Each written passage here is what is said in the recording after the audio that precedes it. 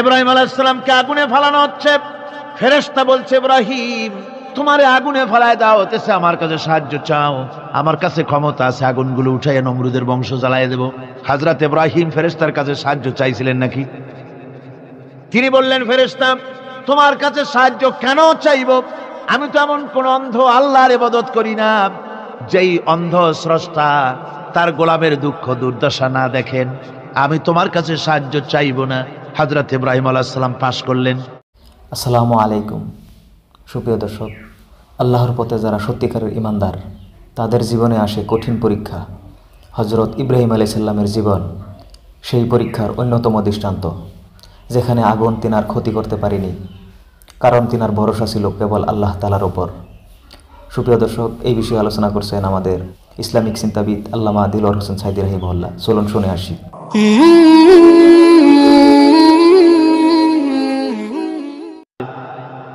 ইব্রাহিম আলাইহিস সালামকে আগুনে ফেলানো হচ্ছে। ফেরেশতা বলছে, ইব্রাহিম তোমারে আগুনে ফেলায় দাও, হতেছে আমার কাছে সাহায্য চাও, আমার কাছে ক্ষমতা আছে, আগুনগুলো উঠাইয়া নমরুদের বংশ জ্বালাইয়া দেব। হযরত ইব্রাহিম ফেরেশতার কাছে সাহায্য চাইছিলেন নাকি? তিনি বললেন, ফেরেশতা তোমার কাছে সাহায্য কেন চাইব? আমি তো এমন কোন অন্ধ আল্লাহর ইবাদত করি না যেই অন্ধ স্রষ্টা তার গোলামের দুঃখ দুর্দশা না দেখেন। আমি তোমার কাছে সাহায্য চাইব না। হযরত ইব্রাহিম আলাইহিস সালাম পাশ করলেন। কি বলেন, পাশ করছেন না? ইমানের পরীক্ষায় পাশ। আগুনের মধ্যে হযরত ইব্রাহিমকে যখন ফেলানো হচ্ছে, রব্বুল আলামিন আগুনের প্রতি নোটিশ করে দিলেন, ইয়া নারু কুনি বারদাও ওয়া সালামান আলা ইব্রাহিম। আগুন আমার ইব্রাহিমের জন্য শান্তিদায়ক ঠান্ডা হয়ে যা। এখন কি আর আগুনের বাপের ক্ষমতা আছে ইব্রাহিমকে পোড়ানো? আর ক্ষমতা নাই। আমার বন্ধুগণ, ইব্রাহিম আগুনের ভিতরে আরামে বসা আছেন, আর ওদিকে নমরুদ বসে বসে দেখতেছে দূর থেকে। ইব্রাহিম তো জ্বলে না, গায়ের মধ্যে আগুন জ্বলে গেল। ডাক দিয়া কয়, আগুন তোর হলো কি? কেন জ্বালাইতে পারিস না আমার দুশমন রে? হলোটা কি তোর? তোর কি জ্বালানো শক্তি বন্ধ হয়ে গেল নাকি? আগুনের ভিতর থেকে জবাব এলো, নমরুদ রে, আমার ভিতরে জ্বালানো শক্তি আছে কি নাই যদি প্রমাণ করতে চাও, টেস্ট করতে চাও, তুই নিজে আয়, তোরে শুদ্ধ তামাম দুনিয়া জ্বালাই দিতে পারি, ইব্রাহিমের এক গাছা পশমও জ্বালাই দিতে পারি না। তার কারণ হচ্ছে আমি হচ্ছি মাখলুক, আল্লাহ হচ্ছেন খালিক। আল্লাহ আমাকে বলেছেন না জ্বালাতে, তুমি 1000 বার বললেও আমি ইব্রাহিমকে জ্বালাইতে পারবো না। কোরআনে কারিমে ঘটনা বলে মুমিনদেরকে সাহস দেওয়া হচ্ছে, মুমিনেরা দ্বীনের কাজ করতে গিয়ে বিপদ আবাজ আসবে, ইমানের দাবি হলো বিপদ আসবে, আর বিপদ আসলে ঘাবড়ায় যেও না, মুসিবতে পড়ে চিন্তায় পেরেশানে হয়রান হয়ে যেও না।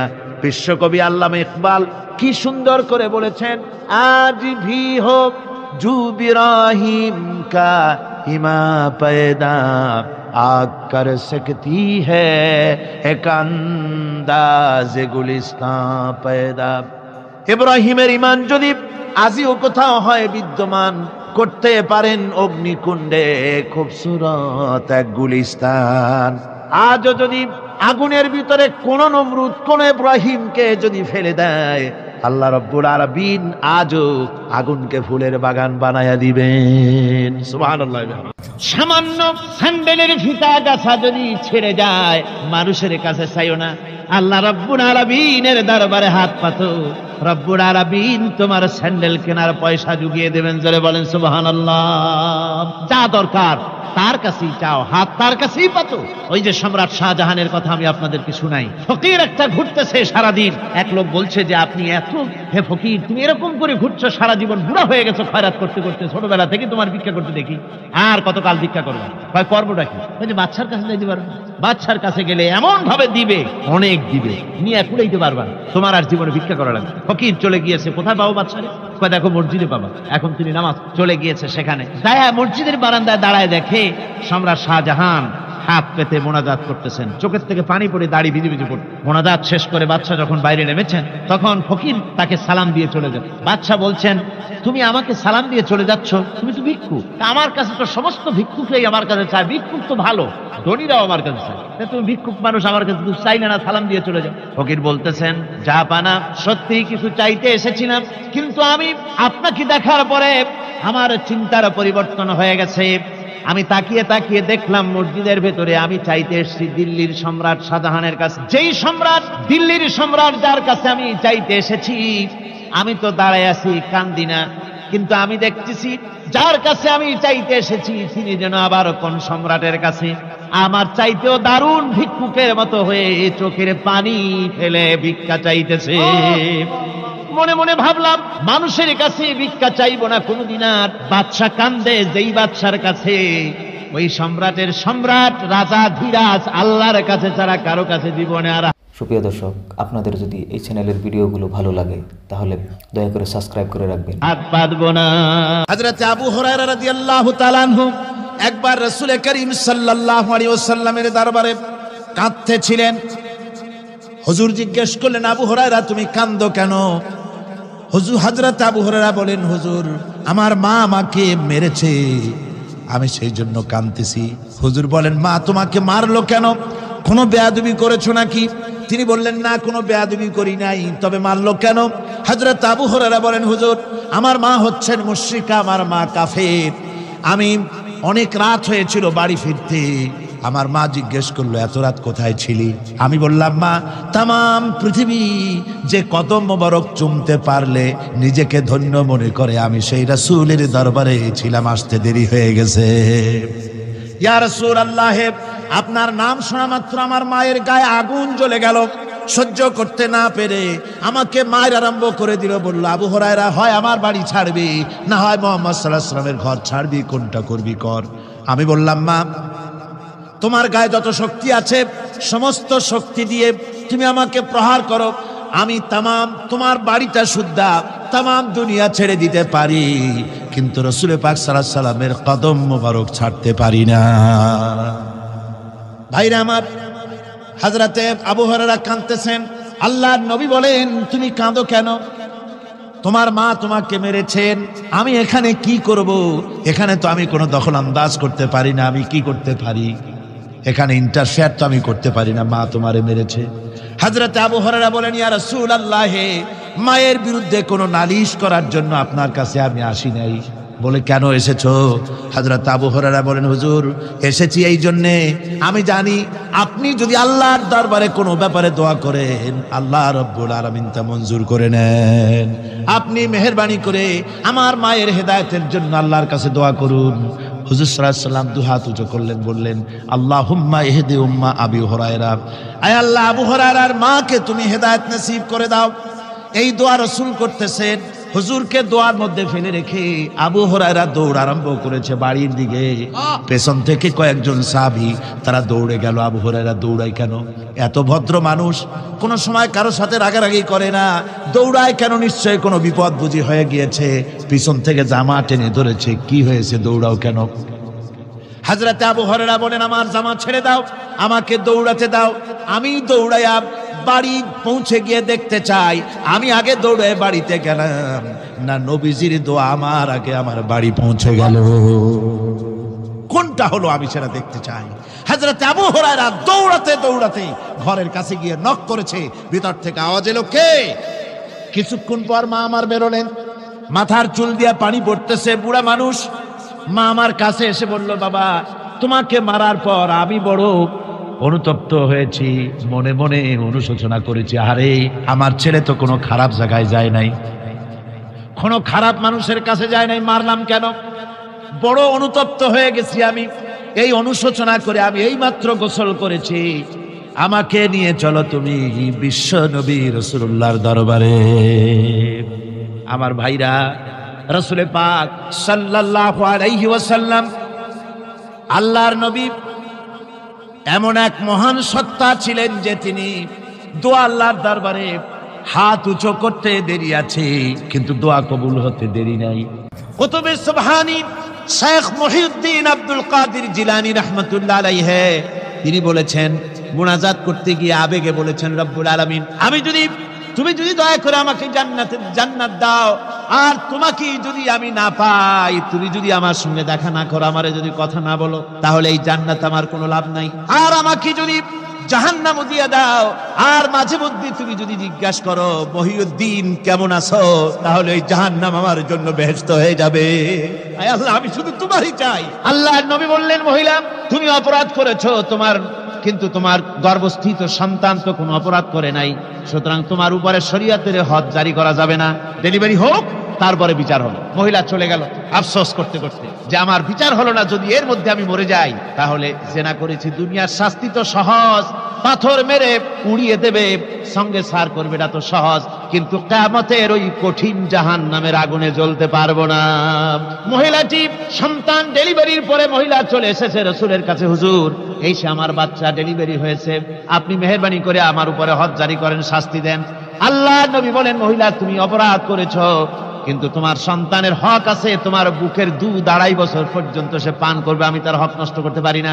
মহিলা আবার চলে গেল কাঁদতে কাঁদতে, যদি এর মধ্যে মরে যায়, 2.5 বছর যেতে পারে নাই, তার আগেই মহিলা ওই বাচ্চাটাকে কোলে নিয়ে হাতে একটা রুটি দিয়া হুজুরের কাছে আসছে। কত পেরেশানি দেখেন। মহিলা এসে বলেন, ইয়া রাসূলুল্লাহ, আমার এই বাচ্চা এখন দুধ ছেড়ে দিয়েছে, সে রুটি খাইতে পারে, হুজুর আর দেরি করবেন না, এই শাস্তি না নিয়ে যদি মরে যায়, জাহান্নামের কঠিন আযাব আমি ভোগ করতে পারবো না। আল্লাহর নবী ওই মহিলাকে অর্ডার দিয়া দিলেন, একে বুক পর্যন্ত মাটির মধ্যে গেড়ে দিয়া চতুর্দিক থেকে পাথর নিক্ষেপ করো। মহিলাকে নিয়ে পাতাকে বুক পর্যন্ত মাটির ভিতরে গেড়ে দিয়া চতুর্দিক থেকে যখন পাথর নিক্ষেপ করা হচ্ছিল, রক্ত ছিটে এসে একজন সাহাবীর গায়ে পড়ায়, সাহাবী মহিলাকে ভৎসনা করলেন। আল্লাহর নবী বললেন, শুনতে পেরে নবীজি বললেন, ও সাহাবী ভৎসনা করো না, বরং এই মহিলার তওবা আল্লাহ রাব্বুল আলামিন এমন ভাবে কবুল করেছেন, যদি সে তওবা দুনিয়ার সব মানুষকে ভাগ করে দেওয়া যায়, তাহলে সমানভাবে ভাগ করে দেওয়া যাবে। 60,000 সৈন্য তাদের অশ্ব নিয়ে, তাদের উষ্ট্র নিয়ে, তাদের মালপত্র নিয়ে, জিহাদের সামান নিয়ে শ্রাবণের খরস্রোতা নদী, উত্তাল তরঙ্গমালায় ভরা নদীর উপর থেকে এই সাহাবীরা পাড়ি দিয়ে ওপার চলে গেলেন। ওপার যাওয়ার পরে হযরতে সাদ বলছেন, তোমাদের কেউ কি হারায় গেছে নাকি? সবাই এদিক ওদিক তাকায় খোঁজ করে বলল, মানুষ তো দূরের কথা, একটা উটও আর ঘোড়াও একটাও হারায় যায় নাই। একজন বলল, আমার একটা পেয়ালা, যে পেয়ালা আমি পানি পান করতাম, সেই পেয়ালাটা তুফানে ছিটকে কোথায় চলে গেছে, ওইটা হারায় গেছে। হযরতে সাদ বলেন, মুজাহিদের কোন জিনিস দরিয়া নিতে পারে না, অবশ্যই তা ফেরত আসবে। এই কথা তিনি বলতেছিলেন, হঠাৎ করে দরিয়ার কিনারে একটা আওয়াজ হলো, দেখা গেল তুফানের ভিতরে সেই হারানো বাটিটা তাদের মধ্যে ফিরে এসেছে। আল্লাহু আকবার। মুজাহিদদেরকে সাহায্য করেন স্বয়ং আল্লাহ রাব্বুল আলামিন। আফ্রিকার জঙ্গলের কাছে, ভিন্ন ইতিহাস, জঙ্গলের কাছেই মুসলমানদেরকে থাকতে দেওয়া হয়েছে। মনে করা হয়েছিল জঙ্গলের সমস্ত হিংস্র প্রাণীরা এই মুসলমানদের শেষ করে দেবে, যুদ্ধ করা লাগবে না। হযরতে সাদ সে অবস্থা বুঝতে পারলেন, তিনি একটা মঞ্চ তৈরি করলেন। সেই মঞ্চের উপরে দাঁড়ায় জঙ্গলের প্রাণীদের দিকে লক্ষ্য করে তিনি নোটিশ জারি করে দিলেন, বললেন, ইয়া আইয়াতুহাল হাশারাত ওয়াস সিবাউ নাহনু আসহাবু রাসূলুল্লাহ সাল্লাল্লাহু আলাইহি ওয়াসাল্লাম। হে জঙ্গলের হিংস্র প্রাণীরা, আমরা আল্লাহ রাসূলের সাহাবী, ফাইন্না নাজিলুনা ফামান ওয়াজাদনা বাদাহু কাতালনাহু। আমরা রাসূলের সাহাবী, এইখানে আল্লাহর দ্বীনকে কায়েম করার জন্য আমরা এসেছি, আল্লাহর কলেমার আওয়াজ নিয়ে আমরা এখানে রাত কাটাবো। সুতরাং এই জঙ্গলের ভিতরে হিংস্র প্রাণী যত আছো, সব আমাদের এই জায়গা ছেড়ে অন্যত্র চলে যাও। আফ্রিকার জঙ্গলি মানুষেরা চিন্তা করলো, মানুষের কথা কি জঙ্গলি প্রাণীতে শোনে নাকি, পাগলে কয় কি? তারা তাকায় তাকায় দেখলো, হযরতে সাদের এই ঘোষণার পরে বাঘের কাতারে বাঘ, সিংহের কাতারে সিংহ, সাপের কাতারে সাপ, যার যার ডিম আর বাচ্চাগুলি মুখে কামড়ায়া সাহাবীদের এলাকা ছেড়ে দিয়ে তারা অন্যত্র চলে গেল। আমার মুসলমান ভাইরা, এই ছিল মুসলমানদের ইতিহাস।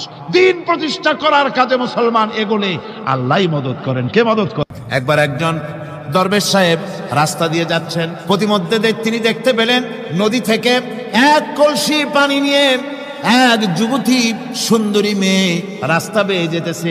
দরবেশ সাহেব দাঁড়ায় গেলেন, আর ওই যুবতীর দিকে এক নজরে তাকায় আছেন, চোখে পলক দেয় না।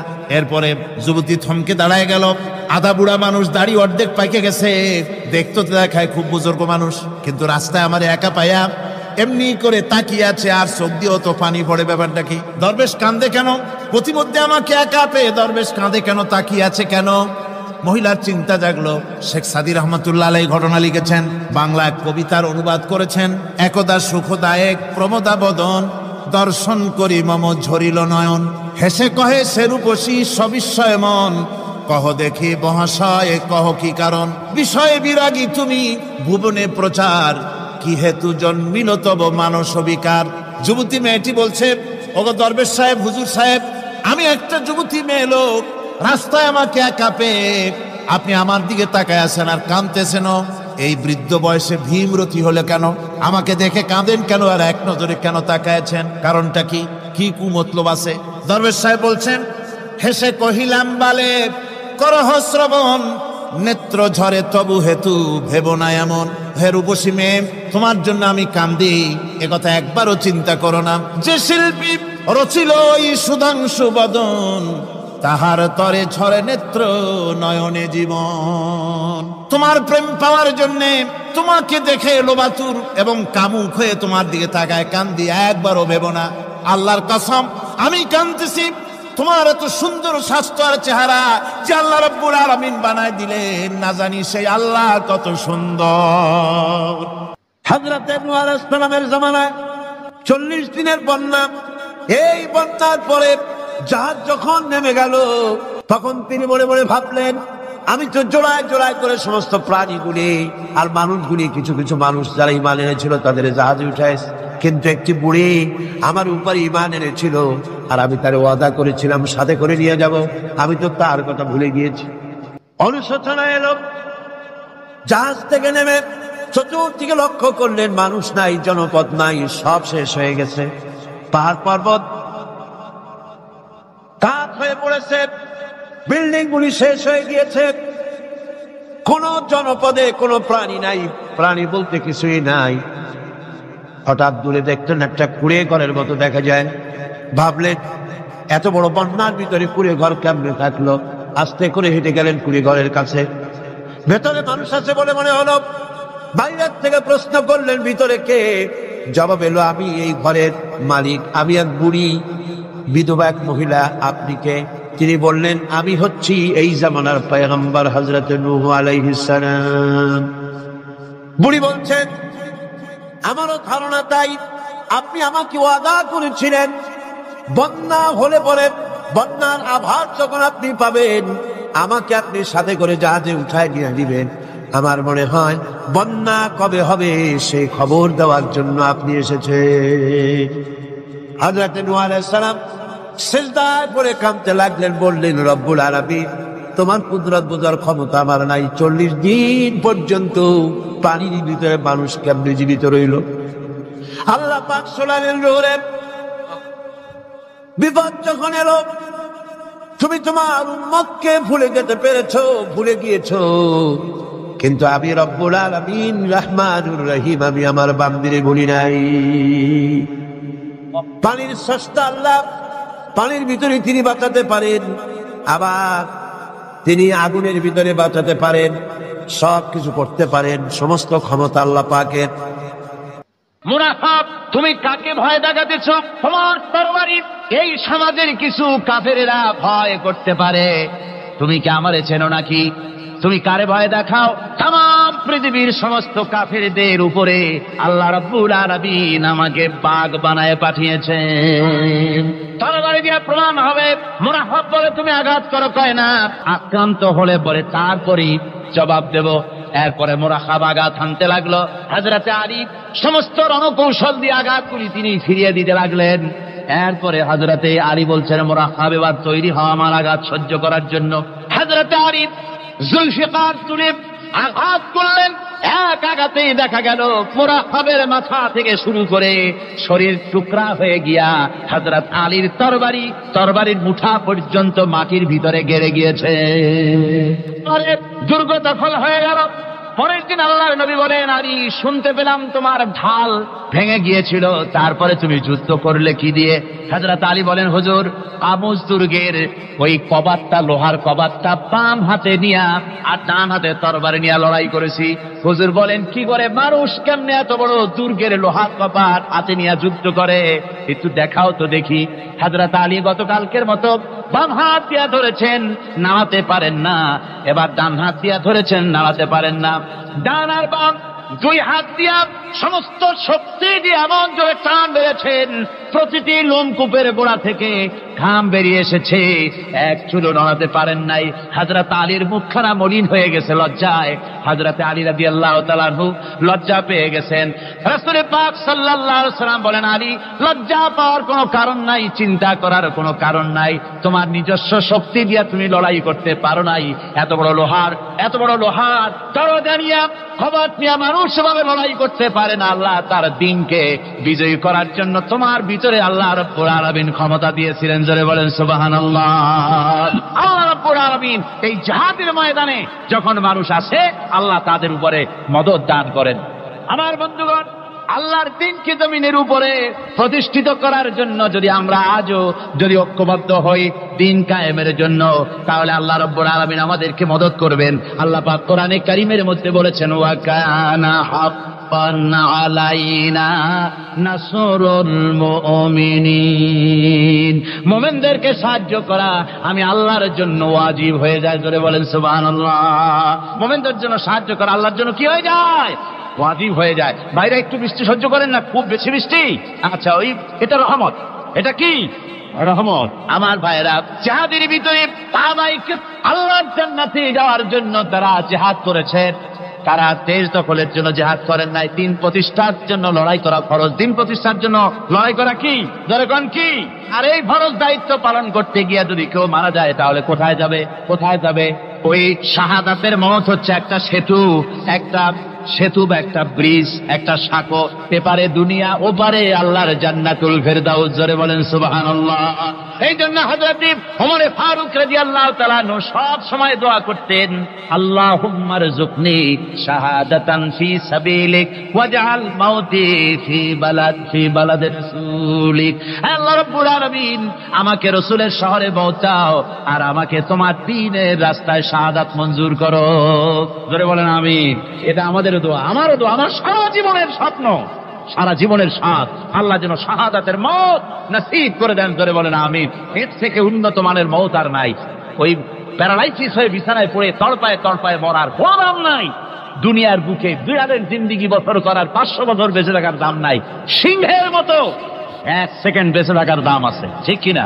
আর মওত, প্লীহা, যকৃত, typhoid, paralysis, diabetes, heart attack, kidney পচে যাওয়া, হাবিজাবি মওতের চাইতে আল্লাহর রাস্তায় জিহাদ করে শাহাদাতের মওত সর্বশ্রেষ্ঠ মওত। জোরে বলেন সুবহানাল্লাহ। আমার ভাইরা, রাসূল পাক সাল্লাল্লাহু আলাইহি ওয়াসাল্লাম তিনি মদিনা মুনাওয়ারায় এসে প্রথম যে জিহাদের সম্মুখীন হলেন, ওইটার নাম কি? কোন জিহাদ? বদর।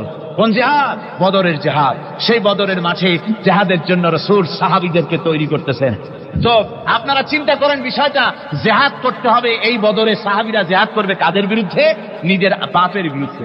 রাসূল পাক খুব চিন্তিত হলেন যে সাহাবীদেরকে কিভাবে উদ্বুদ্ধ করা যায়। হুজুর জিহাদের কথাই বলতেছেন যে এখন বদরে আমাদের টিকে থাকার প্রশ্ন, এইটা মুসলমানদের টিকে থাকার প্রশ্ন, বদরের যুদ্ধ, বদরের এই জিহাদটা। হুজুর যখন এগুলি বলতেছেন, হযরত মিকদাদ রাদিয়াল্লাহু তাআলা আনহু, রাসূলের একজন জলিলুল কদর সাহাবী, তিনি দাঁড়িয়ে বলছেন, হে আল্লাহর রাসূল, কেন আপনি চিন্তা করছেন? ইমজি বিনা ইয়া রাসূলুল্লাহ হাইসু মা তাশা। হে আল্লাহর রাসূল, আপনি আমাদেরকে নিয়ে চলুন যেদিকে আপনার খুশি। হাইসুমা আমারাকাল্লাহ, যেদিকে আল্লাহ আপনাকে নির্দেশ করেন সেদিকে আমাদের নিয়ে আপনি সেদিকেই চলুন। ইন্না লা নাকুলু লাকা কামা ক্বালা বনু ইসরাঈল লিমূসা আলাইহিস সালাম, ইযহাব আনতা ওয়া রাব্বুকা ফাকাতিলা ইন্না হাহুনা কায়িদুন। বুখারী শরীফের হাদিস। হযরত মিকদাদ রাদিয়াল্লাহু তাআলা আনহু বলছেন, হে আল্লাহর রাসূল, আপনি আমাদের নিয়ে চলুন। আল্লাহ যেদিকে আপনাকে আমাদের নিয়ে যেতে বলেন সেই দিকে নিয়ে যান। আমরা মুসা আলাইহিস সালামের উম্মতের মতো বলবো না যে হে মুসা, আপনি আর আপনার আল্লাহ দুজন গিয়া যুদ্ধ করেন, আমরা এখানে বসে থাকি, এমন কথা আমরা বলবো না। বাল ইযহাব আনতা ওয়া রাব্বুকা ফাকাতিলা ইন্না মাআকুমা মুকাতিলুন। ও নবী, বরং আমরা বলবো আপনি চলুন আমাদের নিয়ে, আপনি এবং আপনার আল্লাহ চলুন জিহাদের ময়দানে, আমরা আপনার সঙ্গে জিহাদ করব, লড়াই করব সেই পর্যন্ত। মা দামাত মিন্না মা দামাত আইনুম মিন্না তাতাররাফ, যতক্ষণ পর্যন্ত আমাদের একটা চক্ষুর পলক পড়ে, যতক্ষণ পর্যন্ত একটা চোখের পাতা নড়ে, ততক্ষণ পর্যন্ত আমরা কাফেরদের বিরুদ্ধে লড়ব। সুবহানাল্লাহ ওয়া বিহামদিহি, যতক্ষণ চোখের পাতা নড়ে ততক্ষণ পর্যন্ত লড়ব, নিয়ে চলুন আমাদেরকে। হুজুর খুব খুশি হলেন। আহারে, রাসূল পাক সাল্লাল্লাহু আলাইহি ওয়াসাল্লাম দারুণ ভাবে খুশি হয়ে গেলেন। হুজুর বললেন, ও সাহাবীরা, তোমাদের মানসিক অবস্থা যখন এই, কুমু বিনা ইলা জান্নাতিন, চলো আমার সাথে বেহেশতের দিকে। সুবহানাল্লাহ, সবাই বলেন সুবহানাল্লাহ। কুমু বিনা ইলা জান্নাতিন আরদুহা কারদিস সামাওয়াতি ওয়াল আরদ, সেই বেহেশতের দিকে চলো যে বেহেশতের বিশালতা প্রশস্ততা এই পৃথিবী এবং আকাশের চাইতে অনেক বড়, সেই বেহেশতের দিকে চলো। ফাকামা উমাইর বিন হামাম ওয়া কানা ইয়াকুলুত তামার, হযরত উমাইর বিন হামাম এক যুবক, তিনি দাঁড়িয়ে গেলেন। আমার মুসলমান ভাইরা, যুবকদের অবদান কিন্তু ইসলামে সব চাইতে বেশি। জোরে বল সুবহানাল্লাহ। কাদের অবদান বেশি? সর্বপ্রথম ইসলাম কবুল করেছে কারা? যুবকরা। হযরত আবু বকর, হযরত ওমর রাদিয়াল্লাহু তাআলা আনহু, তাদের বয়স যুবক বয়সে, যুবক বয়সে তারা ইসলাম কবুল করেছেন। হযরত আলী যুবক ছিলেন, এই জন্য যুবকদের ইবাদতের সওয়াব বেশি।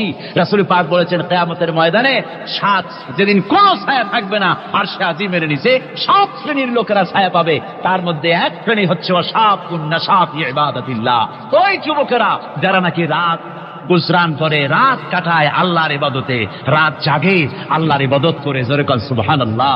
বুড়োদের 100 আল্লাহ বলা আর এক যুবকের একবার আল্লাহ বলা, বৃদ্ধের সারা সপ্তাহ তাহাজ্জুদ পড়া আর যুবকের এক রাতের তাহাজ্জুদ পড়া মনে হয় তার থেকেও বেশি। সুবহানাল্লাহ। তাই বলে বৃদ্ধ যারা, তারা কিন্তু হতাশ হবেন না, ওই যৌবনকাল আপনিও পেরিয়ে এসছেন, ঠিক না?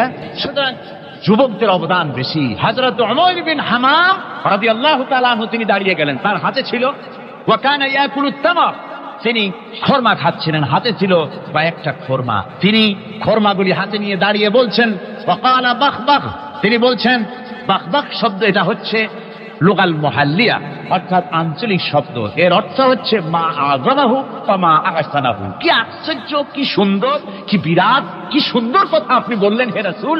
জান্নাতুন আরদুহা কারদিস সামাওয়াতি ওয়াল আরদ, এমন দেশ তো পাওয়া যাবে জিহাদ করলে যে বেহেশতের বিশালতা প্রশস্ততা এই বিশাল আকাশের চাইতে, জমিনের চাইতে বেশি। ওয়াল্লাহি লাউ কুনতু হাইয়ান হাত্তা আকুলাহুন্না, আমি যদি, ওয়াল্লাহি আল্লাহর কসম, আমি যদি এই খরমাগুলো যদি খাইতে থাকি, ইন্নাহা লা হায়াতুন তাবিলা, তাহলে তো এটা অনেক লম্বা হায়াত লাগবে।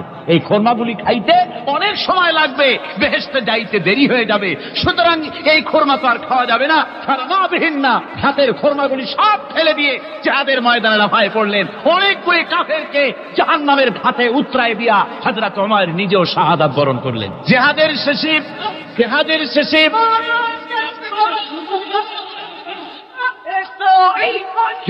শেষে শহাদায়ে বদরের সমস্ত শহীদদের লাশ এক জায়গায় এনে সাহাবীরা বললেন, হে আল্লাহর রাসূল, আপনি যখন জান্নাতের বর্ণনা দিতেছিলেন তখন যে যুবকটা খরমা খেতেছিল আর জান্নাতের আশায় হাতের খরমা ফেলে দিয়েছিল, যে খরমাগুলি খাইতে গেলে তো সময় লাগবে অনেক, বেহেশতে যেতে দেরি হয়ে যাবে, এই কথা মনে করে হাতের খরমা ফিকে ফেলে জিহাদের ময়দানে এসে শাহাদাত বরণ, যে যুবকটি জিহাদ করেছিল তার লাশে সেও শাহাদাত বরণ করেছে। রাসূল পাক হযরত ওমরের চেহারার দিকে লক্ষ্য করে তার দিকে অঙ্গুলি সংকেত করে হুজুর বলছেন, ইন্নাকা মিন আহলিহা, ওমর, যে বেহেশতের জন্য তুমি খরমা খাওয়ার ধৈর্য ধরতে পারো নাই, আমি নবী সাক্ষী দিচ্ছি তুমি সেই জান্নাতের অধিবাসী। আমার ভাইরা, ওই জান্নাতে যাওয়ার জন্য, আল্লাহর দ্বীনকে প্রতিষ্ঠার জন্য আমাদেরকে ঐক্যবদ্ধ হতে হবে। আল্লাহর দ্বীনের জন্য, আল্লাহর নবীর যে আদর্শ, সে আদর্শ প্রতিষ্ঠার জন্য এগিয়ে আসতে হবে। যদি আমরা তা করতে পারি, আমরা সংখ্যায় কত, আমাদের অস্ত্র আছে কি নাই, আমাদের জনবল কত, আমাদের সৈন্যবল কত, এগুলি প্রশ্ন না।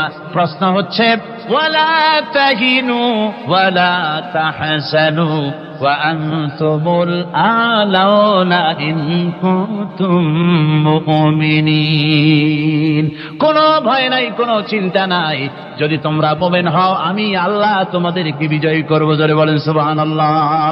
জামাল নাসেরের পাঠানো সেই লোকটি জেলখানার ভিতরে দৃশ্য দেখে অবাক হয়ে ফিরে এসে বললেন, জাহাপানা, কয়েকখানার ভিতরে গিয়ে দেখলাম সৈয়দ কুতুব নামাজের ভিতরে সেজদায় পড়ে আছে, আর শিকারী পাগলা কুকুর তার পাশে বসে তাকে পাহারা দিতেছে। মৃত্যুর ভয় ইমানদারেরা করে না। তাকে বলা হয়েছিল ক্ষমা চাওয়ার জন্য, তিনি বলেছেন মাজলুমকে ক্ষমা চাইতে হবে জালেমের কাছে, এর থেকে ফাঁসি গ্রহণ করে শাহাদাতের দরজা নিয়ে হাসি মুখে আমি আমার মনিবের দরবারে খাড়া হতে চাই। এটাই হলো ঈমান। হ্যাঁ, জামাল নাসেরকে আল্লাহ পাক ইন্তেকাম নিলেন, দুনিয়া থেকে বিদায় করে দিলেন।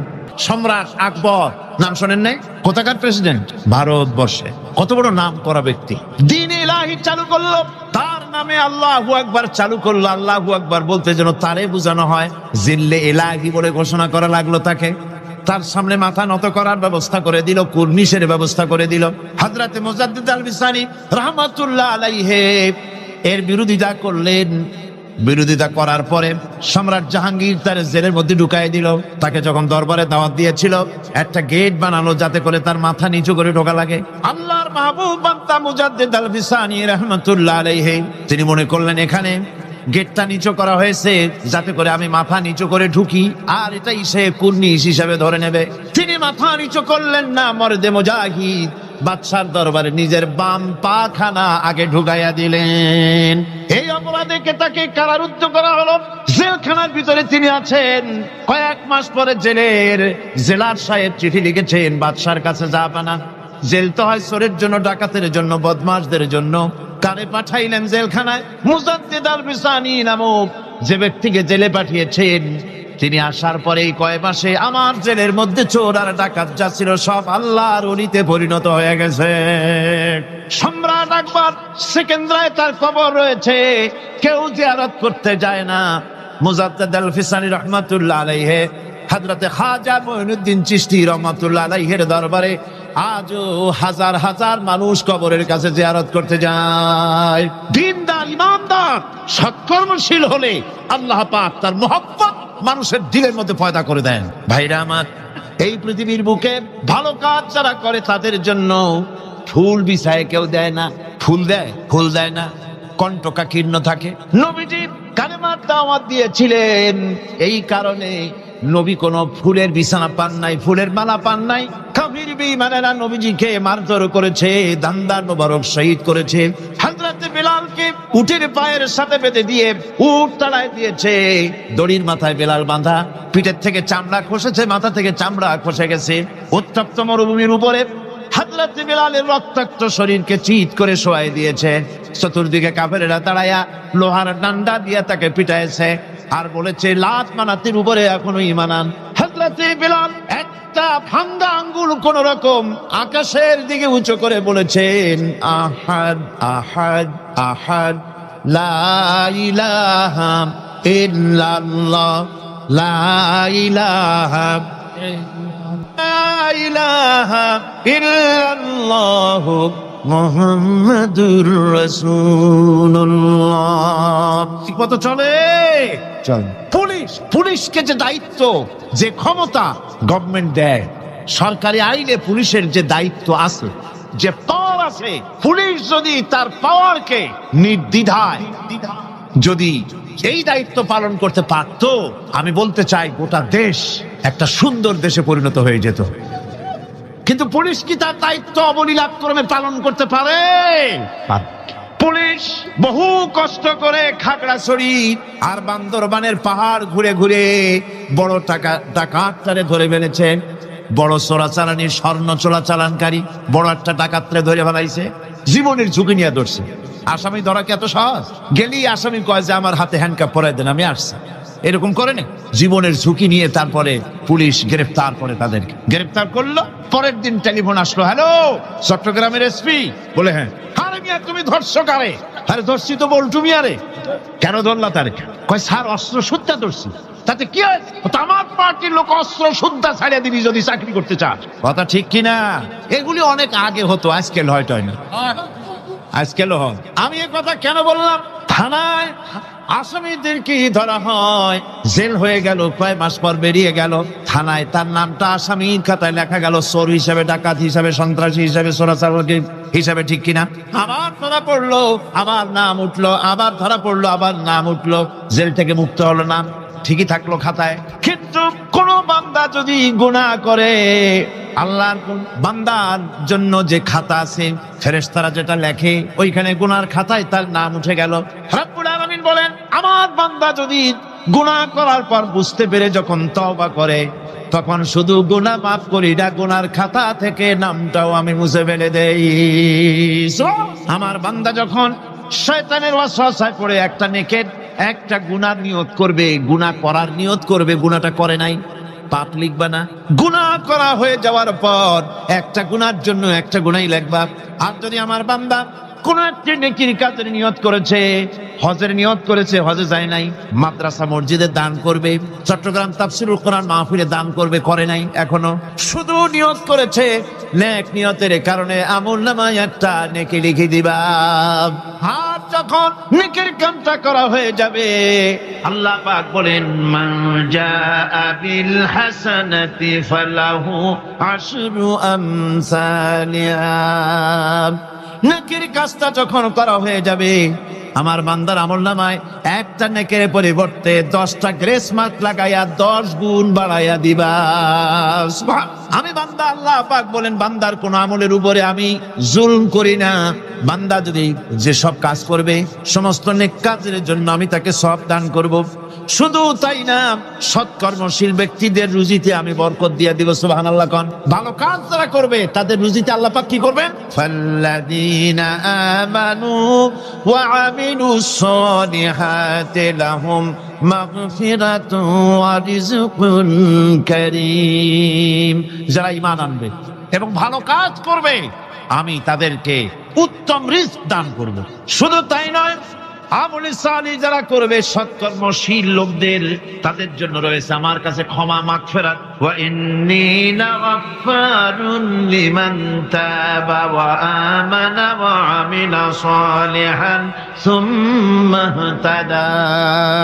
নিঃসন্দেহে আমি ক্ষমাশীল ওই সব বান্দাদের জন্য যারা সৎ কাজ করে, আমলে সালেহ করে, নেক কাজ করে, আর গুনাহ থেকে তওবা করে, আর এই তওবার উপরে, হেদায়েতের উপরে টিকে থাকে, আমি তাদের গুনাহকাশী আমি রব্বুল আলামিন মাফ করে দেই। আল্লাহ পাক ওয়াদা করেছেন, নেককার যদি হও, সৎকর্মশীল যদি তোমরা হও, তাহলে নেক কাজের বিনিময় আমি রব্বুল আলামিন তোমাদেরকে রাষ্ট্র ক্ষমতা দান করব, যেমন করে তোমাদের পূর্বপুরুষদেরকেও রাষ্ট্র ক্ষমতা দিয়েছিলাম। রাষ্ট্র ক্ষমতা হচ্ছে সুলতানে নাসির, যাকে বলা হয়েছে সাহায্যকারী শক্তি। রাসূল করিম সাল্লাল্লাহু আলাইহি সাল্লাম আল্লাহর কাছে সেখানে দোয়া করেছিলেন, রব্বি আদখিলনি মুদখালা সিদকিন ওয়া আখরিজনি মুখরাজা সিদকিন ওয়াজআলনি মিন লাদুনকা সুলতানান নাসিরা। আয় আল্লাহ, আমাকে সাহায্যকারী শক্তি আমাকে তুমি দান করো। এই সাহায্যকারী শক্তি হচ্ছে রাষ্ট্র ক্ষমতা। কি ক্ষমতা? রাষ্ট্র ক্ষমতা। এখন রাষ্ট্র ক্ষমতা কি জন্যে? রাষ্ট্র ক্ষমতা এই জন্যে যে রাষ্ট্রীয় পাওয়ার যদি আপনার হাতে না থাকে, তাহলে ইসলামের সকল আইন পালন করা সম্ভব নয়। ঠিক কিনা? ঠিক কিনা? আজ সমাজে সুদ চালু আছে নাকি নাই? জেনা চালু আছে নাকি নাই? জুয়া চালু আছে নাকি নাই? আমার ভাইরা, আমার এই দেশে, এই উপমহাদেশে, পাকিস্তান, ইন্ডিয়া, বাংলাদেশ, এই দেশগুলির মতো এত মাহফিল কোথাও হয় না, পৃথিবীর কোথাও এত মাহফিল হয় না। এই মাহফিলের কারণেই এই দেশের মানুষগুলি আল্লাহর মেহেরবানি, মাথায় টুপি আছে, মুখে দাঁড়িয়ে আছে, অসংখ্য মসজিদ মাদ্রাসা হয়েছে। আল্লাহর ওলিরা, বড় বড় আলেম এবং পীর বুজুর্গরা এই দেশে দ্বীনের দাওয়াত দিয়েছেন, সুদের বিরুদ্ধে কথা বলেছেন, ঘুষের বিরুদ্ধে কথা বলেছেন। কিন্তু আপনারা বলেন, এই শত শত বছর পর্যন্ত ওয়াজ নসিহত করে, পীর মুরিদি করে, আর তাফসীর করে, সুদ বন্ধ হয়েছে নাকি? বোঝেন না কথা? সুদ বন্ধ হয়েছে, ঘুষ বন্ধ হয়েছে, জেনা বন্ধ হয়েছে, বেশ্যালয় বন্ধ হয়েছে। কিয়ামত পর্যন্ত এই পদ্ধতিতে হবে না। কথা বুঝে আসছে? ওয়াজ করে, তাফসীর করে যদি সুদ আর ঘুষ বন্ধ হয়ে যেত, তাহলে রাসূলুল্লাহর চাইতে বড় ওয়াজ আল্লাহর দুনিয়ায় আর নাই। তিনি ওয়াজ করে বন্ধ করে দিতেন, কিন্তু তা হয় নাই। আল্লাহর ঘরের ভিতরে 360টা মূর্তি ছিল। 13টি বছর ধরে নবুয়াতের মক্কি জিন্দেগিতে আল্লাহর নবী একটা মূর্তিকেও আল্লাহর ঘর থেকে সরাই দিতে পারেন নাই, কথা ঠিক কিনা? কিন্তু যখন মদিনা মুনাওয়ারায় গেলেন, ইসলামী রাষ্ট্র হাতে পেলেন, এবার নবীজি ইসলামী রাষ্ট্রের প্রধান, এখন তিনি প্রেসিডেন্ট। সাহাবায়ে কেরাম আমলে সালেহ করেছে, ঈমান এনেছেন, আমলে সালেহ করেছেন, বদৌলতে আল্লাহ ক্ষমতা দিয়েছেন। এবার রাষ্ট্র ক্ষমতা হাতে। রাসূলুল্লাহ মক্কা দখল করলেন, কাবার ঘরের মধ্যে প্রবেশ করলেন, হাতে একটা লাঠি ছিল, মূর্তিগুলার মাথায় আঘাত করলেন, বললেন জা আল হক ওয়া যাহাকাল বাতিল ইন্নাল বাতিলা কানা যাহুকা। সত্য সমাগত, মিথ্যা অপসৃত। সমস্ত মূর্তিগুলি ঘর থেকে বের করে দিলেন। আজ আর কারো ক্ষমতা নাই এই মূর্তি টিকাবার জন্য আগায় আসে সিনা পাইতে, যে মূর্তি ভাঙ্গেন কেন? আছে কেউ? আছে কেউ? শুধু তাই না, কাবা ঘরে ঢোকার জন্য চাবি যার কাছে থাকে সে লোকের আজ আর ডাকা লাগে নাই। এর আগে রাসূলুল্লাহ ঘরের মধ্যে ঢুকতে চাইছিলেন, ঢুকতে দেওয়া হয়নি, আরো গালাগালি দেওয়া হয়েছিল। আর আজকে চাবিওয়ালা দৌড়ে আসছে, হুজুর ঘরে ঢুকবেন না, এই নেন চাবি। আল্লাহ রসুল চাবি নিলেন, ঘরের মধ্যে ঢুকলেন, মূর্তিগুলো ফালাই দিয়া আল্লাহর ঘরের বাইরে এসে চাবির রক্ষককে ডেকে বললেন, এই চাবি তোমার কাছে থাকবে, কোন জালেম ছাড়া তোমার কাছ থেকে এই চাবি কেউ নেবে না। রাহমাতুল লিল আলামিন, কি ব্যবহারটা! এই চাবি তোমার কাছেই থাকবে। লোকটি স্পষ্টই বুঝতে পারলো তিনি কোন সাধারণ মানুষ নন, সাধারণ কোন দেশ দখলকারী বাদশা নন। নিঃসন্দেহে তিনি আল্লাহর নবী। তিনি পড়ে নিলেন লা ইলাহা ইল্লাল্লাহু মুহাম্মাদুর রাসূলুল্লাহ। আজ পর্যন্ত ওই চাবি ওই বংশের লোকের কাছেই থাকে, কারণ রাসূলুল্লাহ বলেছেন জালেম ছাড়া এই চাবি তোমার কাছ থেকে কেউ নেবে না। এখন বাদশাও চাবি নেয় না, যেহেতু হাদিস অনুযায়ী জালেম হয়ে যাবে। রাসূলুল্লাহ ঘরে ঢুকলেন, মূর্তিগুলি ভালাই দিলেন, হাত সুদ বন্ধ করে দিলেন, ঘুষ বন্ধ করে দিলেন। বাংলাদেশে কিয়ামত পর্যন্ত যদি ওয়াজ হয়, সুদ ঘুষ বন্ধ হবে না। তবে হ্যাঁ, বাংলাদেশে একটা জায়গা আছে যেখানে বসে সুদ একদিনই বন্ধ করে দেওয়া যায়। সেটা কোন জায়গা? কোন জায়গা? আপনারা খুব ভালো করে বুঝেছেন, সেটার নাম সংসদ। কিন্তু গোটা জাতির কপাল খারাপ, যারা সুদকে মায়ের সাথে জিনা করার মতো গুনাহ মনে করে, সেই লোকগুলির আধিক্য পার্লামেন্টে জাতি বানাইতে পারে নাই। যদি তা হতো, বাজেট বক্তৃতার ভেতরে আমি বলেছিলাম, স্পিকার সাহেব, এই বাজেট যারা তৈরি করেছে সরকার এবং এই বাজেট প্রস্তুতকারী, কিয়ামতের দিন অবশ্যই আল্লাহর দরবারে আসামি হবেন, কারণ পুরা বাজেট সুদ ভিত্তিক। আর সুদকে আল্লাহ পাক হারাম করে দিয়েছেন, জঘন্যতম হারাম। সুদের মধ্যে 70টি গুনাহ, তার 70 গুনাহ হলো নিজের মাকে নিকাহ করা। নাউযুবিল্লাহি মিন যালিক। ভাগ্য আমরা বদলাতে চাই, ঠিক কিনা? কিন্তু বিশ্বাস করুন, আল্লাহ রাব্বুল আলামিনের কোরআন আমার হাতে। বিশ্বাস করুন, এ ভাগ্য সমাজতন্ত্র বদলাইতে পারে নাই, পুঁজিবাদ বদলাইতে পারে নাই, ধর্ম নিরপেক্ষ মতবাদ বদলাতে পারবে না, কখনোই পারবে না। জাতির ভাগ্য বদলাবে শুধু কোরআনের আইন, কিসের আইনে বদলাবে? এই কোরআন ছাড়া ভাগ্য বদলাবার আর কোনো পথ। কোরআনের দিকে গিয়ে আসুন। শুধু তাফসীর শোনার জন্য পাগল হলে হবে না, আমল করতে হবে। মাওলানা সৈয়দ সালমান নদভী সাহেব, তিনি যে কথাটা বলেছেন, কি দারুণ কথা বলেছেন। তাফসীর শুধু শুনলে হবে না, শুনে একজন দায়ী হয়ে যান। আপনারা কোরআনের দাওয়াতকারী হয়ে যান, বাড়ি বাড়ি ডোর টু ডোর চলে যান, মানুষকে বুঝান জাতীয়তাবাদ, পুঁজিবাদ, সমাজবাদ, ধর্মনিরপেক্ষ মতবাদ, সকল বাদের পরিণতি বরবাদ। ইসলামের পরিণতি আবাদ। ইসলামের পরিণতি কি? আবাদ। ইসলামের দাওয়াত দেন, কোরআনের দাওয়াত দেন, আর প্রস্তুতি গ্রহণ করুন। নির্বাচন যখন আবার আসবে, কোরআনের লোকগুলো পাঠায় দিবেন। আল্লাহ যেন তৌফিক দেন, আল্লাহ যেন তৌফিক দেয়। জোরে কোন আমিন। ভাইরা আমার, আমলে সালেহ যারা করবে, সৎ কাজ যারা করবে, আল্লাহ তাদের জন্য জান্নাত দান করবেন। জোরে বলেন সুবহানাল্লাহ। রব্বুল আলামিন বলেন, ওয়াল্লাযীনা আমানু ওয়া আমিলুস সালিহাতি সানুদখিলুহুম জান্নাতিন তাজরি মিন তাহতিহাল আনহার খালিদিনা ফিহা আবাদান। আল্লাহ রাব্বুল আলামিন বলেন, যারা ঈমান এনেছে, আর যারা সৎ কাজ করেছে আমি তাদেরকে অবশ্যই জান্নাত দান করব। সুবহানাল্লাহ। এমন জান্নাত দেব যেই জান্নাতের নিচের থেকে সতত প্রবাহিত নহর প্রবাহিত রয়েছে। এত সুন্দর জান্নাত তারা পাবে। এটা হচ্ছে আল্লাহর ওয়াদা। এটা কার ওয়াদা? সৎকর্ম যদি করেন, ভালো কাজ যদি করেন, আল্লাহ পাক সৎকর্মশীলদের জন্য জান্নাত দিবেন। তারপরে আল্লাহ আবার কি বলছেন শোনেন। আল্লাহ পাক বলেন, সন্দেহ করো না, আমার কথায় কোনো সন্দেহ করো না। ওয়াদাল্লাহি হাক্কান ওয়া মান আসদাকু মিনাল্লাহি কিলা। আল্লাহর ওয়াদা অবশ্যই হক। আল্লাহর চাইতে সত্যবাদী আর কে হতে পারে? কে হতে পারে? আল্লাহর কথাগুলো বিশ্বাস হয় না। ওই যে নির্বাচনের সময় কে একজন কইল, এবার আমাকে পাঠা জম্বের খাওয়া খাইবা, রাস্তাগুলা সোনা দিয়ে বানাই দেবো, গরুর গাড়ি চাকার মতো জিলাপি বানাই দেবো, খাইতে গিয়ে শীত হয়ে থাকবা। মানুষেরা মহব্বতের ঠেলায় অস্থির। আরে মুসলমান, একটা শাড়িতে ভুলে যায়, একটা লুঙ্গিতে ভুলে যায়, 10টা টাকায় ভুলে যায়। আপনারা মনে কিছু নেবেন না তো?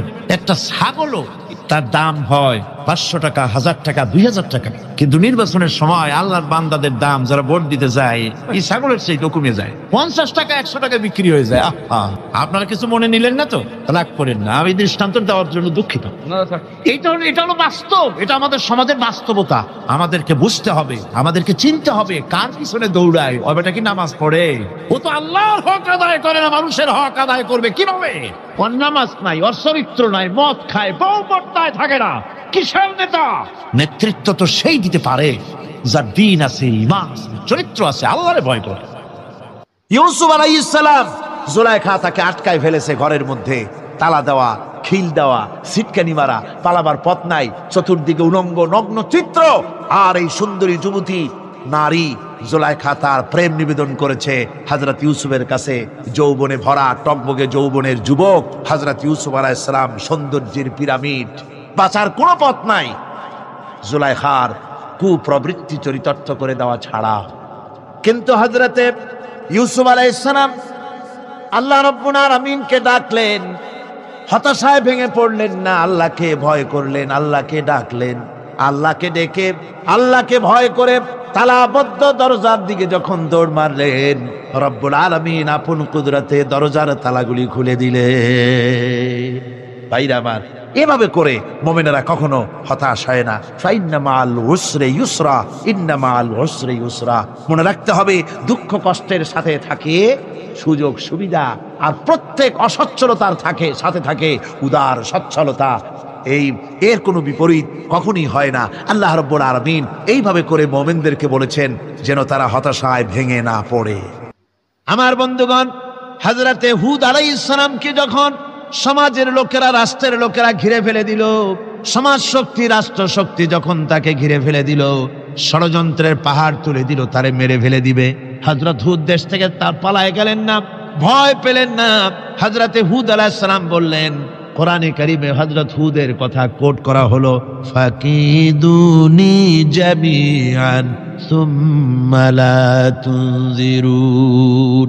সম্মিলিতভাবে ষড়যন্ত্র করো আমার বিরুদ্ধে, সবাই মিলে ষড়যন্ত্র করো, সুম্মা লা তুনজিরুন, আর আমাকে এতটুকু অবকাশ তোমরা দিও না। ইন্নী তাওয়াক্কালতু আলাল্লাহি রাব্বি ওয়া রাব্বিকুম। আমি ভরসা করেছি সেই আল্লাহর উপরে যার কুদরতি হাতের ভেতরে, যিনি আমাদের রব, তোমাদেরও রব, আর যার কুদরতি হাতের ভিতরে তামাম পৃথিবীর জানগুলি যার হাতে, সে আল্লাহর উপরে ভরসা করেছি। ষড়যন্ত্র যদ্দূর আছে করতে থাকো, আমি ষড়যন্ত্র পরোয়া করি না। সুবহানাল্লাহ। এটাই হলো মুমিনের কোয়ালিটি। শুধু ঈমান, লা ইলাহা ইল্লাল্লাহু মুহাম্মাদুর রাসূলুল্লাহ, গরুর গোশত খাই, আর রবিউল মাস আসলে পরে ইয়া নবী সালাম আলাইকা, ইয়া রাসূল সালাম আলাইকা, তারপরে গরম গরম জিলাপি আর রসগোল্লা খাইলাম খুব বেশি করিয়া, এর নাম মুমিন নয়। মুমিন হচ্ছে তার চলায় ফেরায়, ওঠায় বসায় সাহসিকতার এক আন্দাজ তৈরি হবে সে। আমার ভাইয়েরা, বিপদে অবিচলতা আমাদেরকে পয়গম্বরেরা শিক্ষা দান করেছেন। হযরত ইউনূস আলাইহিস সালাম মাছে তারে গিলে ফেলে দিল, হতাশায় তিনি হার্ট ফেল করেন নাই। মাছের পেটের মধ্যে যদি কেউ চলে যায়, বেরিয়ে যাওয়ার জন্য কোনো ব্যাক ডোর আছে নাকি? পালাবার কোনো রাস্তা? মাছের পেটের জানালা দরজা আছে কিছু? কিছুই না। তিনি হতাশ হলেন না, মাছের পেটের ভেতরে বসে হযরত ইউনূস আলাইহিস সালাম বুক ভরা আশা নিয়ে আল্লাহর দরবারে তিনি ঘোষণা করলেন, লা ইলাহা ইল্লা আনতা সুবহানাকা ইন্নী কুনতু মিনাজ জালিমিন। পড়েন না সবাই, লা ইলাহা ইল্লা আনতা সুবহানাকা ইন্নী কুনতু মিনাজ জালিমিন। হযরত ইউনূস আলাইহিস সালাম বললেন, আল্লাহ তুমি ছাড়া কোনো ইলাহ নাই, তোমার পবিত্রতা ঘোষণা করছি, আমি জালিমদের অন্তর্ভুক্ত হয়ে গেছি। তিনি যখন চিল্লাচ্ছিলেন, মাছের পেটের ভিতরে বসে যখন কাতরুক্তি করতেছিলেন, আল্লাহ বুঝি তখন শোনেন নাই সে কথা? কি বলেন? আল্লাহ বুঝি তখন তন্দ্রায় বা নিদ্রায় ছিলেন? না, আল্লাহ পাক কি ঘুমান? তন্দ্রায় যান? লা তাখুযুহু সিনাতুন ওয়ালা নাওম। আল্লাহ রাব্বুল আলামিন বলেন, কোন তন্দ্রা বা নিদ্রা আল্লাহ রাব্বুল আলামিনকে স্পর্শ করে না। হযরত ইউনূস আলাইহিস সালাম যখন মাছের পেটের ভিতরে বসে চিৎকার মারলেন, আল্লাহ পাক বলেন, ইউনূস রে, তোমার ওই ডাক কেউ শোনে নাই, দুনিয়ার কোনো রাজা বাদশাহ শোনে নাই, দুনিয়ার কোনো বন্ধু বান্ধব তোমারও শোনে নাই, কিন্তু আমি তোমার আরশের মালিক, আমি রব্বুল আলামিন শুনেছি। শুধু শুনি নাই, সঙ্গে সঙ্গে জবাব দিয়ে দিয়েছি। ফাস্তাজাবনা লাহু ওয়া নাজ্জাইনাহু মিনাল গাম্মি। পড়েন, ফাস্তাজাবনা লাহু ওয়া নাজ্জাইনাহু মিনাল গাম্মি ওয়া কাযালিকা নুনজিল মুমিনিন। আল্লাহ পাক বলেন, আমি জবাব দিলাম। মাছের পেটের ভিতরে বেদনা শুরু হয়ে গেল, মাছ আর তলদেশে শুয়ে থাকতে পারলো না, সাঁতরাতে পারলো না, মাছ ভেসে উঠল উপরে। পেটের যন্ত্রণায় মাছ কিনারায় চলে এসে বমি করে দিতে পারলে যেন বাঁচি, এই অবস্থা মাছের হলো। কিনারায় চলে এলো, বমি করে ইউনূস আলাইহিস সালামকে ফেলে দিল, মাছও বাঁচলো, ইউনূস আলাইহিস সালামও বাঁচলো। আল্লাহ রাব্বুল আলামিন বলেন, মুমিনেরা শোনো, শুধু ইউনূসকে নয়, ওয়া কাযালিকা নুনজিল মুমিনিন। এইভাবে করে মুমিন বান্দারা যদি আমাকে ডাকে, আমার কাছে যদি হাত ফাইলায়, আমি আল্লাহ রব্বুল আলামিন মুমিনদের এভাবে বিপদ মুক্ত করে দেই। আমার বন্ধুগণ, কোরআনে কারীমে রব্বুল আলামিন বলেন, ফাআনজালাল্লাহু সাকিনাতাহু আলাইহি ওয়া আইয়াদাহু বিজুনুদিন লাম তারাওহা। আল্লাহ পাক তার মনের মধ্যে গভীর প্রশান্তি এবং স্বস্তি দান করলেন, আর এমন সৈন্য দিয়ে সাহায্য করলেন যে সৈন্যদেরকে তোমরা দেখতে পাও না। এভাবে করে রব্বুল আলামিন মুমিনদের বিপদে আপদে মুসিবতে সব সময় আল্লাহ পাক মুসলমানদেরকে সাহায্য করেছেন। জোরে বলেন সুবহানাল্লাহ। মুমিনদের সাহায্যকারী আল্লাহ। তাই ইসলামী আন্দোলনের সাথে যারা আছে, যারা কর্মী, যারা নেতা, যারা মুমিন, যারা ঈমানদার, মেঘের মতো প্রচন্ড কালো মেঘ হয়ে চতুর্দিক থেকে অন্ধকারের মতো সে এসেছে বিপদ, কোনো বিপদ না। আল্লাহ পাক সাহায্যকারী। কে সাহায্যকারী? জোরে বলেন, সাহায্যকারী কে? আল্লাহ সুবহানাহু ওয়া তাআলা, তিনি সাহায্যকারী, ভয় নাই। আল্লাহ পাকের উপর ঈমান আনলে পরে কলিজার ভিতরে দুর্জয় সাহসের সৃষ্টি হয়ে যায়, কোনো ভয় অন্তঃকরণে তার থাকে না। আল্লাহ পাক সাহায্য করেন। আর আল্লাহর উপরে ঈমান আনলে পরে রব্বুল আলামিন বলেছেন, ইয়া আইয়ুহাল্লাযীনা আমানু হাল আদুল্লুকুম আলা তিজারাতিন তুনজিকুম মিন আযাবিন আলীম। এমন একটা ব্যবসার কথা কি বলবো না যে ব্যবসায় তোমাদেরকে জাহান্নামের আযাব থেকে বাঁচায় দেবে। তার প্রথম কাজই হলো আল্লাহর প্রতি ঈমান আনা। ঈমান আনলে পরে এই সমস্ত গুণ তৈরি হয়ে যায়। আর ঈমানে সবচাইতে উপকৃত হয় সমাজের লোকেরা, রাষ্ট্রের লোকেরা, পরিবারের লোকেরা, দেশের মানুষ উপকৃত হয় মুমিনদের দিয়ে ঈমানের কারণে। তার কারণ হলো, একজন মুমিন, একজন ব্যক্তি যখন ঈমানদার হয়, মুমিন হয়ে যায়, আল্লাহর প্রতি যখন প্রগাঢ় বিশ্বাস তার এসে যায়, তখন সেই ব্যক্তি নৈতিকতার মান তার বেড়ে যায়। জোরে বলেন সুবহানাল্লাহ। নৈতিক চরিত্রের উপরে সে প্রতিষ্ঠিত হয়, সে মিথ্যা বলতে সাহস পায় না। মুমিন ব্যক্তি মিথ্যা বলতে সাহস পায় না।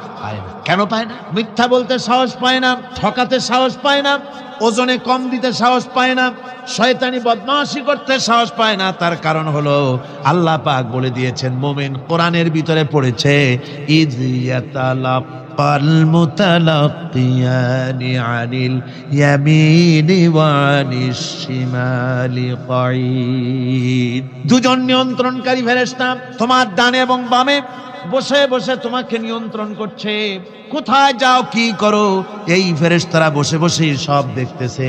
মা ইয়ালফিযু মিন কাওলিন ইল্লা লাদাইহি রাকীবুন আতীদ। মানুষ এমন কোনো কথা বলে না যা ফেরেশতারা রেকর্ড না করে, সব রেকর্ড হয়ে যায়। তাই মুমিন ব্যক্তি দায়িত্বহীন কথা বলতে পারে না। মুমিন ব্যক্তির চরিত্র ভালো হয়ে যায়, সে যে কথা বলে বুঝে শুনে কথা বলে, সে যে ওয়াদা করে বুঝে শুনে ওয়াদা করে, যেহেতু সবকিছুর জবাব কিয়ামতে দিতে হবে। কোথায় দিতে হবে? কোথায় দিতে হবে? কিয়ামতে আল্লাহর দরবারে জবাব দিতে হবে। মহান আল্লাহ রাব্বুল আলামিন বলেছেন, ওয়ালাকাদ খালাকনাল ইনসানা ওয়া না'লামু মা তুওয়াসবিসু বিহি নাফসু। মানুষ সৃষ্টি করেছি আমি, তার অন্তঃকরণের ভিতরে ওয়াসওয়াসা কি হয় আমি জানি। এই জন্য মুমিনেরা মনের ভিতরে কোনো খারাপ কল্পনাও করতে পারে না। খারাপ কল্পনা করলেও তার হিসাব দেওয়া লাগবে আল্লাহর কাছে। কার কাছে? ওয়াইন তুবদু মিন আনফুসিকুম আও তুখফুহু ইউহাসিবুকুম বিহিল্লাহ। আল্লাহ বলেন, মনের মধ্যে যে সব কল্পনা করো তা প্রকাশ করো আর গোপন রাখো, ওইটার হিসাব নেব আমি আল্লাহ পাক। কিয়ামতের দিন আমার কাছে হিসাব দিতে হবে। বন্ধুগণ, এই জন্য মুমিন যারা, মুমিনদের চরিত্র প্রতিষ্ঠিত হয়, মুমিনদের ধারণা থাকে যেখানেই যাই না কেন, যেখানেই বসি না কেন, সেখানেই আল্লাহ, আল্লাহ ছাড়া কোনো জায়গা নাই। আছে নাকি? আছে। আল্লাহ পাক বলেন, মা ইয়াকুনু মিন নাজওয়া সালাসাতিন ইল্লা হুয়া রাবিউহুম। তোমরা যেখানে তিনজন মিলে পরামর্শ করো, মনে রেখো তিনজন নও, ওখানে চতুর্থ সত্তা আমি রব্বুল আলামিন তোমাদের কাছে আছি। সব শুনি আর দেখি। পাঁচজন যেখানে হও সেখানে আমি ষষ্ঠ। এর থেকে যদি কম হও, এর থেকে যদি বেশি হও, বান্দারে তুমি আছো যেখানে আমি আল্লাহ আছি সেখানে। উপায় নাই, সব জায়গায় আমি দেখতে পাচ্ছি। শুধু তাই নয়, রাত্রিবেলায় মানুষেরা গোপনে পরামর্শ করে, করে না? করে কিনা? রাতে রাতে পরামর্শ করে, এক জায়গায় বসে, হলের মধ্যে, পাহাড়ের মধ্যে, কোন জায়গায় বসে পরামর্শ করে। কি পরামর্শ? ইসলামী আন্দোলনের লোকদের মারবে, কোথায় তাদের ধরবে, কোথায় তাদের অত্যাচার করবে, এই সমস্ত পরামর্শ করে। আল্লাহ পাক বলছেন, শুনুন, আল্লাহ রাব্বুল আলামিন বলেন, ওয়া হুয়া মাআহুম إذ يبيتون ما لا يرضى من القول وكان الله بما يعملون محيطا। আল্লাহ পাক বলেন, তিনি তো ঠিক সেই সময়ও তোমাদের কাছে থাকেন যখন তোমরা নিজেদের ঘরের মধ্যে বসে, কোনো এক জায়গায় বসে আল্লাহর মর্জির খেলাফ পরামর্শ করো, আল্লাহ তখনও তোমাদের কাছে থাকেন। আল্লাহর ইহাতা থেকে, আল্লাহর কর্তৃত্ব থেকে বেরিয়ে যাওয়ার কোনো উপায় নাই। সুতরাং গোপনে বলেন, প্রকাশ্যে বলেন, যেভাবেই যা কিছু করা হোক না কেন, আল্লাহর কাছে আমাদের সমস্ত অপরাধগুলি ধরা হয়ে যায়। আর এটাই হচ্ছে ইমানের সীমা পরিসীমা। তিলকা হুদুদাল্লাহ। وَإِذَا سَأَلَكَ عِبَادِي عَنِّي فَإِنِّي قَرِيبٌ। আল্লাহ পাক বলে, বান্দা যখন আমাকে ডাকে, আমি বান্দার একদম নিকটে, তার ঘাড়ের চাইতেও নিকটে। ওয়া নাহানু আকরাবু ইলাইহি মিন হাবলিল ওয়ারিদ। আমি আমার বান্দার সারা যে রগের উপরে তার মাথা, এর থেকেও আমি আমার বান্দার বেশি নিকটে। সুবহানাল্লাহ পড়ে। আমি তোমার কাছে, আমার কাছে মাপ চাও, যত বড় গুনাহ হোক। ওয়াকালা রাব্বুকুম উদউনি আস্তাজিব লাকুম। তোমার প্রভু তোমাকে ডেকে বলেছে, আমাকে ডাকো, আমি মাফ করে দেব। সুবহানাল্লাহি ওয়া বিহামদিহি। কত বড় কথা! আমাকে ডাকো, নিরাশ হয়েও না, হতাশ হয়েও না। আল্লাহর গজব বেশি না রহমত বেশি? আল্লাহর রহমত বেশি। হাদিসে কুদসির ভিতরে এসেছে, আল্লাহ পাক বলেছেন, কোন বান্দা যদি আমার দিকে এক বিগত অগ্রসর হয়, আমার রহমত তার দিকে এক হাত এগিয়ে যায়। কোন বান্দা যদি আমার দিকে হেঁটে আসে, আমার রহমত তার দিকে দৌড়ে যায়। বান্দা যখন আল্লাহর দরবারে দুহাত উঁচু করে চোখের পানি ফেলে দেয়, মুসলিম শরীফের হাদিসের ভিতরে এসেছে, গভীর রাত্রে, রাতের তৃতীয় অংশে আল্লাহ রাব্বুল আলামিন প্রথম আকাশে আসেন। আর ডেকে বলেন, পৃথিবীতে আছো নাকি কেউ গুনাহ করে জীবন বরবাদ করে দিয়েছো, আমার কাছে মাপ চাও। ঋণগ্রস্ত আছো, অসুস্থ আছো, অপমানিত আছো, কে আছো মাজলুম, আমাকে ডাকো, আমার কাছে বলো, আমি ডাকের সাড়া দেব, জীবনের আশা পূরণ করে দেব। ওই সময় যেই সমস্ত লোকেরা কান্দে তাহাজ্জুদের নামাজ পড়ে, আল্লাহ জিজ্ঞেস করেন ফেরেশতারা, অমুক অমুক দেশে অমুক অমুক বান্দারা কান্দে কেন? ফেরেশতারা বলে, রব্বুল আলামিন তুমি তো ভালো করে জানো। আল্লাহ বলেন, জানি, তবুও তোমাদের মুখে শুনতে চাই। তারা বলে, রব্বুল আলামিন তোমার এই বান্দা গুনাহ করেছি, গুনার জন্য মাপ চায়, জাহান্নাম থেকে বাঁচতে চায়। আল্লাহ পাক বলেন, ফেরেশতারা আমার এই বান্দারা আমারে দেখেছে নাকি? বলে দেখে নাই। বলে আমার দোজখ দেখেছে নাকি? বলে না, তাও দেখে নাই। আমার বেহেশত দেখেছে নাকি? বলে না, তাও দেখে নাই। আল্লাহ পাক বলেন, ফেরেশতারা সাক্ষী থাকো, ওরা আমাকে দেখে নাই, আমার বেহেশত দোজখ কিছুই দেখে নাই, শুধুমাত্র আমার নবীর কথা, আমার কোরআনের কথা বিশ্বাস করে আরামের ঘুমকে হারাম করে যেভাবে তারা কাঁদতেছে, সাক্ষী থেকে যাও ফেরেশতারা, আমার রহমতের দরিয়ায় জোশ মেরেছে, আমার ওই ক্রন্দনরত বান্দাগুলিকে আমি আল্লাহ মাফ করে দিলাম। সুতরাং মুমিন বান্দা যারা, আল্লাহর মুমিন বান্দা যারা, এই ঈমানের কোয়ালিটি, এটাও হতাশায় নিরাশায় ভেঙে পড়বে না। গুনাহ তো মানুষই করে, গুনাহ হয়ে গেছে, মাপ চাও। তোমার গুনাহ কদ্দুর? তোমার গুনাহ যদি হয় পাহাড় সমান, আল্লাহর রহমত আকাশ সমান। জাহান্নামের কঠিন শাস্তি থেকে বাঁচতে হলে আল্লাহর প্রতি ঈমান আনতে হবে। আর ঈমান আনলে যে কোয়ালিটিগুলি হওয়া উচিত, সেগুলি আমি আপনাদের সামনে আলোচনা করছি। এরপর আরেকটি কোয়ালিটি হবে মুমিনের, তা হলো কঠোর কঠিন বিপদে অবিচল থাকবে, বিপদে ভেঙে পড়বে না। বিপদ আপদ, শত্রুতা, ক্ষয় ক্ষতি যা কিছু হয় সবই আল্লাহর পক্ষ থেকে, এটা মেনে নিতে হবে এবং ধৈর্য ধারণ করতে হবে। বিপদ মুসিবত শুধু উম্মতের জন্য নয়, দুনিয়ার সমস্ত নবীদের বিপদ এসেছে, হয় নাই? নবীদের বিপদ আসে নাই? কোরআনে কারীম থেকে শুনুন, আল্লাহ রাব্বুল আলামিন বলেন, وَكَذَلِكَ جَعَلْنَا لِكُلِّ نَبِيٍّ عَدُوًّا مِّنَ الْمُجْرِمِينَ। আল্লাহ পাক বলেন, এমনি করে আমি সকল নবীদের শত্রু বানিয়ে দিয়েছি সব পাপিষ্ঠ আর অপরাধ প্রবণ লোকদেরকে। প্রত্যেক যুগে নবীদের শত্রু ছিল, প্রত্যেক যুগে নবীদের কি ছিল? শত্রু ছিল। সে শত্রু কারা ছিল? আল্লাহ পাক বলছেন, নবীদের শত্রু ছিল পাপিষ্ঠ আর অপরাধ প্রবণ লোক, এরাই ছিল নবীদের দুশমন।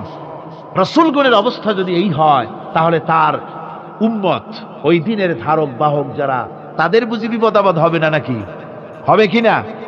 তো ইসলামের বিরোধিতা যারা করে, কোরআনের পরিভাষায় বলা হয়েছে ইসলামের দুশমন, নবীদের দুশমন। দুনিয়ার সব পাপিষ্ঠ আর অপরাধ প্রবণ লোকেরাই ইসলামের দুশমন হয়, নবীদের দুশমন হয়। আজও দেখেন, আজও তাকিয়ে দেখেন, ইসলামী আন্দোলনের বিরোধিতা যারা করে, তারা পাপিষ্ঠ চরিত্রের কিনা তাকায় দেখেন, খুঁজে দেখেন, সর্বত্র খুঁজে দেখুন, খুঁজে দেখুন। যারা ইসলামী আন্দোলনের বিরোধিতা করে, যারা ইসলামকে মিটিয়ে দেওয়ার চেষ্টা করতেছে, যারা ইসলামকে মৌলবাদ বলে, ইসলামকে সাম্প্রদায়িক বলে, কোরআনে কারীমের কথা কত স্পষ্ট যে নবীদের দুশমন হয়, ইসলামের দুশমন হয় মুজরিম লোকেরা, অপরাধ প্রবণ আর পাপিষ্ঠ লোকেরা। আজও আমরা দেখতে পাই এই শ্রেণীর লোকেরা পাপিষ্ঠ এবং সবচাইতে সমাজের নিকৃষ্ট ধরনের চরিত্রহীন লোক। নামাজ নাই। আপনি খুঁজে দেখেন, ইসলামী আন্দোলনের বিরোধিতা যারা করছে, যারা নেতৃত্ব দিচ্ছে, নামাজ নাই, রোজা নাই, চরিত্র নাই, হজ নাই, যাকাত নাই, মদ, জুয়া, জেনা, ব্যভিচার ইত্যাদিতে লিপ্ত। চেহারা দেখলে ছেলেপেলেরা 2 গ্লাস পানি খায় ভরসটে। কথা ঠিক কিনা কর? এই হলো অবস্থা। মারে কেন? মুমিনদেরকে, পয়গম্বরদেরকে, সাহাবীদেরকে এবং ঈমানদারদেরকে মারে কেন? তার কারণ হচ্ছে আল্লাহ রাব্বুল আলামিন বলেছেন, ওয়া মা নাকামু মিনহুম ইল্লা আইয়ুমিনু বিল্লাহিল আজিজিল হামিদ। কাফিররা ঈমানদার লোকদেরকে অন্য কোন অপরাধী নির্যাতন চালায় না, নির্যাতন চালায় শুধু এই কারণে, যেহেতু মুমিন লোকেরা পরাক্রমশালী, আল্লাহ রাব্বুল আলামিনের দ্বীনকে কায়েম করতে চায়, তার উপরে ঈমান এনেছে, এই কারণেই তারা মারে। ঠিক কিনা কর? যুগে যুগে নবীদের উপরে, সাহাবীদের উপরে যে অত্যাচার হয়েছে, সেই অত্যাচার এই কারণেই হয়েছে, অন্য কোনো কারণে নয়। এই কঠিন বিপদে অবিচলতা এবং ধৈর্যের দৃষ্টান্ত নবীগণ পেশ করেছেন পৃথিবীর বুকে। আমরা দেখেছি ইব্রাহিম আলাইহিস সালামকে আগুনে ফালানো হয়েছে, আছে না কোরআন শরীফে? আমি কিন্তু গল্প করতেছি না, সব কোরআনের কথা। কিসের কথা? ইব্রাহিম আলাইহিস সালামকে আগুনে ফালানো হচ্ছে। অপরাধ কি? অপরাধ হচ্ছে হযরত ইব্রাহিম আলাইহিস সালাম দাওয়াত দিয়েছেন লা ইলাহা ইল্লাল্লাহ। জোরে পড়েন লা ইলাহা ইল্লাল্লাহ, লা ইলাহা লা ইলাহা ইল্লাল্লাহ মুহাম্মাদুর রাসূলুল্লাহ। হযরত ইব্রাহিম আলাইহিস সালাম দ্বীনের দাওয়াত দিয়েছেন, এক আল্লাহর দাওয়াত দিয়েছেন, ঈমানের দাওয়াত দিয়েছেন। আর কোন অপরাধ ছিল না। নমরুদ সহ্য করতে পারলো না। কোরআনে কারীমের মধ্যে সব কথাগুলি আল্লাহ পাক এই জন্য বিধৃত করেছেন, এই জন্য কোরআনে কারীমের মধ্যে সব কথা উঠায় দিয়েছেন, যাতে করে মুমিনেরা বিপদ আসলে পরে যেন ঘাবড়ে না যায়।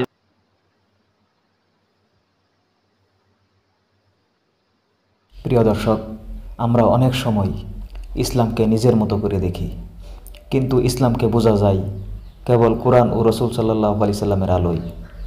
যে জাতি একদিন পৃথিবীতে নেতৃত্ব দিত, আজ সেই জাতিটাই পরাধীন। কারণ আমরা ইসলামকে জীবন থেকে দূরে সরিয়ে দিছি। আমরা নাম রেখেছি মুসলমান, কিন্তু আচরণ, চিন্তা আর ব্যবহারে ইসলামকে ভুলে গেছি। মনে রেখো, যেই জাতি ইসলামকে বুঝে আল্লাহ তাকে সম্মান করে, আর যে জাতি ইসলামকে উপেক্ষা করে আল্লাহ তার থেকে সম্মান কেড়ে নেয়। সুপ্রিয় দর্শক, নিয়মিত আমাদের চ্যানেলের ভিডিও পেতে আমাদের চ্যানেলটি সাবস্ক্রাইব করে রাখবেন। ভিডিওটি যদি ভালো লাগে তাহলে একটি লাইক দিন, শেয়ার করুন এবং কমেন্টে আপনাদের মূল্যবান মন্তব্যটা লিখতে ভুলবেন না। আসসালামু আলাইকুম ওয়া রাহমাতুল্লাহ।